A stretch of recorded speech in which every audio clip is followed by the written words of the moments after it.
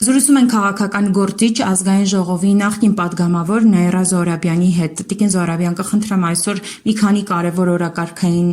հարցերի անդրադառնանք։ Նախ հետևյալի մասին։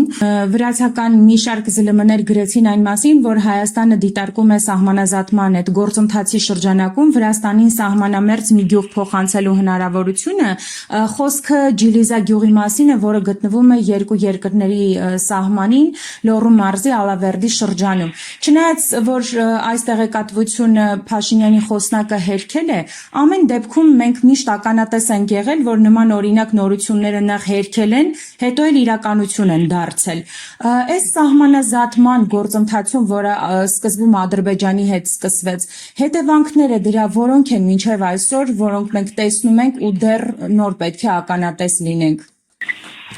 Հետևանքները միակողմանի սահմանազատման, երբ որ Ադրբեջանին տրվեցին Կիրանցի մի հատվածը եւ Տավուշի մարզի մի շարք այլ բնակավայրեր, հետևանքը այն է, որ մեր հարևան ցանկացած պետություն կարող է իր պահանջները ներկայացնել եւ հենց այդ ժամանակ արդեն երբ որ Կիրանցը կիսեցին պատով եւ ծառ տնկեցին, դա համարելով մեր անվտանգության երաշխիքը, արդեն վրացական տարբեր կալիբրի գործիչներ, պատգամավորներ, հանրային դեմքեր խոսում էին Լոռու մարզի այդ գյուղի մասին եւ դա խոսում էին որպես ցանկություն, իսկ երբ որ տեսնում են մի երկիր, որի իշխանությունը ամեն ինչ պատրաստ է տալ, այն հայտնի Իվան Վասիլևիչը փոխում է մասնագիտությունը ֆիլմի նման, որ ասում է ինչ ես ուզում կարդալը, ասում է դդիրի, այսինքն երբ որ տեսնում են, բնականաբար ցանկացած երկիր կարող է նման պահանջներ ունենալ։ Ես չեմ բացառում, որ վրացական ԶԼՄ-ների այդ կարգի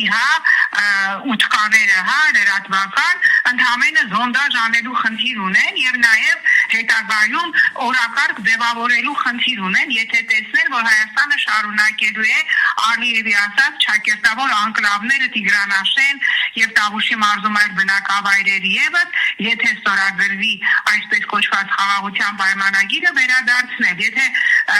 Ադրբեջանին կարելի է, Վրաստանը մտածում է այդ դեպքում ես ինչի պիտի պահանջատեր չլինեմ, եթե մի իշխանություն է, որի հետ կարելի է պայմանավորվել եւ որը պատրաստ է առանց հանրաքվեի օրինակ Ադրբեջանին զիջել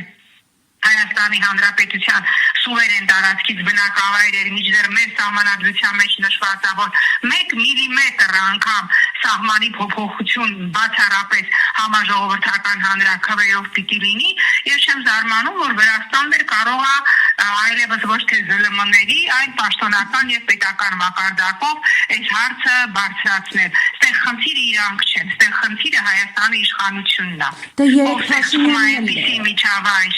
երեք Փաշինյանն էլ հայտարարեց այդ մասին, Տիկին Զոհրաբյան, որ օրակարգում է Վրաստանի հետ Հայաստանի սահմանազատման ամփոփման հարցը։ Այսինքն միշտ այդ ամփոփումները լինելու են ի վնաս այս իշխանության պարագայում։ Այդ ամփոփումները, այո, միշտ ի վնաս մեզ են լինում եւ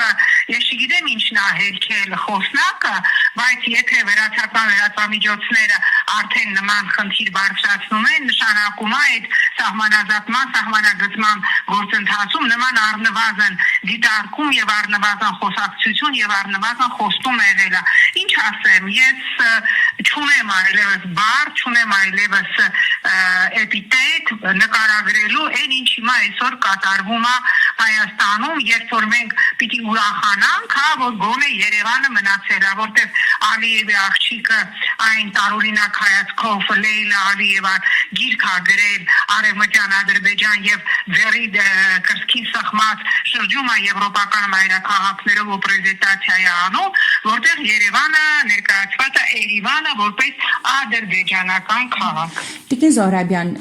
այս թեման այս մասով ամփոփելով, այսինքն ստացվում է, որ մենք մեր ձեռքով հենց երկրի ներսից ենք նեղացնում մեր սահմանները։ Իհարկե, շագրենի կաշվի նման մենք կամած մեր սահմանները պակասեցինք մենք, եւ դա շատ ակնհայտ է։ Տիկին Զոհրաբյան, հայկական երկաթուղու կառավարումը ռուսներից խլելու հարցի մասին է նաեւ խոսվում, որ եվրոպական օրակարգում է դա լինելու,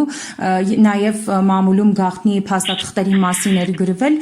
դրա հնարավոր վտանգները որոնք են։ Դրա ընդհանրապես Ռուսաստան Հայաստանի հետ հարաբերությունների լարվածության հնարավոր վտանգները կատաստրոֆիկ կարող են լինել Հայաստանի համար։ Նոր տեղեկատվություն ստացանք հենց նոր, որ ջերմուկի հերթական խմբականը կարգելվել է Ռուսաստանում։ Ես վերջերս էի հանդիպում Ծիրանի ֆերմերների հետ, ովքեր հսկայական հեկտարներով ծիրան ունեն, բնականաբար հսկայական վարկեր ունեն, եւ մարդիկ սարսափած էին մեկ ամիս ու կեսից ծիրանի բերքը այլևս հասնելու է, մարդիկ չգիտեին, կարող է էսկալացիան հասնի այն աստիճան, որ այդ բերքը ընդհանրապես Ռուսաստանը չընդունի, ծաղիկների հարցում գիտեք խնդիր կա, եւ ընդհանրապես նույն Օվերչուկը շատ այլևս առանց դիվանագիտական սեթևեթանքների հասկացրեց ինչ կարա լինի Հայաստանի տնտեսության եւ հայ ժողովրդի հետ հարաբերությունների այս որակը, եւ եթե հիմա մենք առաջնորդվում ենք նախկին իշխանության տիրի պետ Գագիկ Մելիքյանի, ով հիմա ներկայիս իշխանության չուց լինի երիտթևի ներկայացուցիչ Իրան ներկայացնում հայտարարությամբ, որ ռուսները թող մեզ չվախացնեն, պետք է լինի մենք աթարել կվարենք, եթե հասարակությունը դրա հետ օքեյ է, դրա հետ համաձայն է, ես խնդիր չեմ տեսնում, եկեք աթար վարենք, բայց ընդհանրապես զգուշացնում է, որ աթարի լրջագույն խնդիր է լինելու, որովհետև բազմաթիվ խոշոր անասնապահական տնտեսություններ ոչնչացված են արոտավայրերի բացակայության պատճառով, որտեղ նույն տեղ յուղի սահմանում դրանք անցան Ադրբեջանին եւ դրա համար օրինակ տավարի մսի գինը հասել է մինչեւ 7000 դրամ։ Այսինքն աթարել չենք կարողանալու վառել, ամբողջ խնդրեմը դա է։ Տիկին Զոհրաբյան, եւ այստեղ մտավախություններ մենք չպետք է ունենանք, որ հնարավոր է այս մասով եւս թուրքական գործոն լինի, օրինակ թուրքական որևէ ընկերության անցնի կառավարումը երկաթուղի։ Ոչ թե մտավախություն պիտի ունենան, կարելի է չեմ բացառում, որ քանի որ 49 տարով միջանցքի սեփականության 74%-ը տրված է Միացյալ Նահանգներին, իսկ Միացյալ Նահանգները ինքը շատ հանգիստ կարող է վերապատվիրակել որևէ այլ կազմակերպության, օրինակ ՆԱՏՕ-ի իր հզորությամբ երկրորդ բանակը ունեցող Թուրքիային, եւ ես կարծում եմ, որ դա ամենաիրատեսական սցենարն է, որը սպասվում է մեզ։ Մեկ այլ թեմայի հետ կապված էլ Զոհրաբյան, այս նախընտրական շրջանում, ինչպես տեսնում ենք իշխանությունների կողմից բերման ենթարկելը ձերբակալությունների այդ դեպքերը շատացել են։ Երեք Նիկոլ Փաշինյանի կինը կամ զուգընկերուհի Աննա Հակոբյանը ասուլիս էր տալիս ու երբ խոսում էր իր բարեգործությունների մասին այս շրջանում, ասում էր, որ ինքը եւ իր ղեկավարած Իմ Քայլը ոչ մի ասոցիացիա կապ չունեն ԿՊ-ի ու Նիկոլ Փաշինյանի հետ։ Այս համատեքստում այս խոսակցությունները ինչպես պետք է դիտարկենք, հայտարարությունները ավելի շուտ։ Գիտեք, այդ նույն բանն է, որ ես ասեմ, չգիտեմ, որևէ կապ չունեմ իմ ընտանիքի անդամների հետ։ Դա абսուրդ է, ինչի համար է դա արվում, որ առաջիկայում Իմ Քայլով արվող բարեգործությունները, այսպես կոչված, որոնք բնականաբար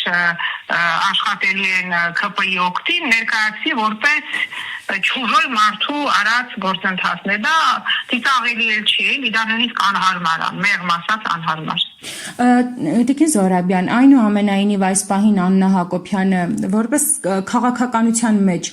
ինչ կերպար ունի, որովհետև երեկվա ասուլիսն էլ հենց այնպես չէր, որ ուղղակի հրավիրվել էր միայն այն մասին խոսելու, որ Դանիել Իոնիսյանի դեմ հայց է ներկայացրել։ Առհասարակ ինքը իր կերպարով այս նախընտրական շրջանում ինչ է փորձում ապահովել քաղաքական առումով։ Ես դա բացարձակ չեմ հասկանում, որովհետև ես չգիտեմ դեռ իր ֆիգուրը ինչի համար պիտի օգտագործվի առաջիկայում, բայց որ ինչ-որ մի ծրագիր ունի այս իշխանությունը, այս կերպարը օգտագործելու, չգիտեմ ինչքանով դա իրանց օգուտ կտա եւ ինչքանով է իրանց հաշվարկները տեղին, բայց որ նման ծրագիր ունեն, դա ավելի քան տեսանելի է։ Եվ վերջին հարցը ամփոփելով Տիկին Զոհրաբյան, այսինքն մենք անընդհատ խոսում ենք, որ եթե Նիկոլ Փաշինյանը վերընտրվի, մենք ավելի արագ ենք գնալու թրքացման եւ այլն, բայց արդյոք այս process-ները դիտարկելով չի ստացվում, որ մինչև ընտրություններն էլ արդեն այդ գործընթացները սկսվել են։ Այդ գործընթացները սկսվել են 18 թվականից եւ հիմա կա վերջի հնարավորությունը այդ գործընթացները կասեցնելու, ինչի տեսական հնարավորությունը ես տեսնում եմ, բայց ցավոք սրտի գործնական հաշվի առնելով մեր ընդդիմության այս անհասկանալի իրավիճակը, ցավոք սրտի չեմ տեսնում։ Այս գործընթացի մեջ է նաեւ անձնագրերի փոփոխման